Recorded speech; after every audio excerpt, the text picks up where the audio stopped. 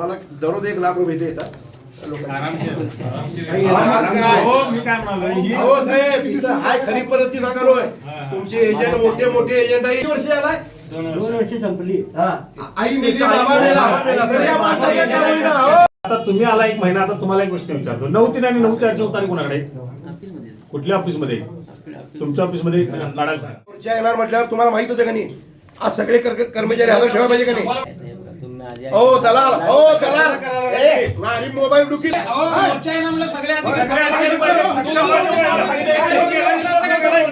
साहेब तुम्हाला यांनी सूचना दिली होती ना आधी की हे लोक येणार आहेत तुम्हाला भेटायला? कर्मचारी आमचे 3 आहेत. एक कनिष्ठ लिपिक नाही पण या लोकांनी आधी सूचना दिली होती ना साहेब?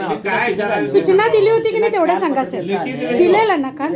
पत्र. मग तुम्ही त्या लोकांना कसं पाठवलं? म्हणजे कुठल्या अधिकाराखाली त्यांनी? गेले. ती ऑर्डर त्यांची कधी काढली साहेब? काल पत्र दिले. काल त्यांचं झाल्यानंतर. कामावर गेलो सांगताय, पत्रकार सांगताय नाही उलट. शेवाळे मॅडमचा चला कुठला आहे? शेळके मॅडमचा. त्या काय गेल्या? आज पाठवायची गरज होती काय? उद्या पाठवायचं. तुम्ही तुम्हाला इतकी माहिती नाही. तुम्ही नवीन आलाय. मला माहिती नाही. तुम्ही थांबा.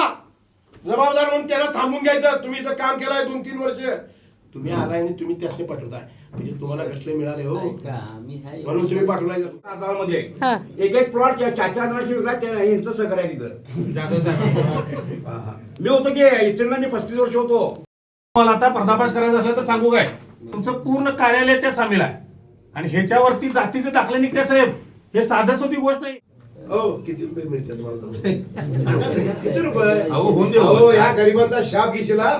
झोप रिटायर झाल्यावर झोप लागणार नाही. किडे पडून 6 महिन्याच्या वर गेले नाही. 3 ते 6 महिन्याच्या आतले असे अर्ज येते आणि हे मार्च पर्यंत संपवतं टार्गेट. आता शासनाचा जोरात चालू की मोजणीचा विषय असा आहे. माहिती अधिकारातली माहिती जर आणली तर तुम्ही तोंड कसे पडणार? द्रुतगती आणि नियमित या दोन प्रकारच्या मोजणी आहे.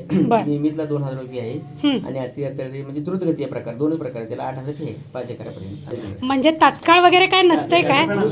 मग ते 15,000 रुपये कसले मागतात तात्काळचे? ऑनलाईनच फी दाखवतो इथे आणि ऑनलाईन चालते. नक्की नाही ना 15,000? मागायचा विषय नाही. हा डेटा जो बाहेर आहे ह्याचं काय करणार? एक मुद्दा.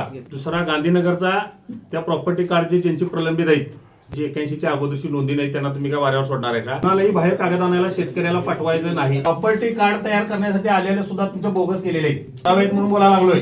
आणि ते एनए प्लॉटिंग विक्री झाल्यात. खाजगी मोजणीमध्ये नकाशे तयार केले आहेत, त्याच्यावर तुमच्या अधिकाऱ्यांनी शिकासाह्या दिल्यात. अहो निर्लज्ज आहे तुम्ही. पडद्याची काय गरज आहे? बरं पडद्याची काय गरज नाही. ते पडद्यामुळे लोक त्याला घाबरतात.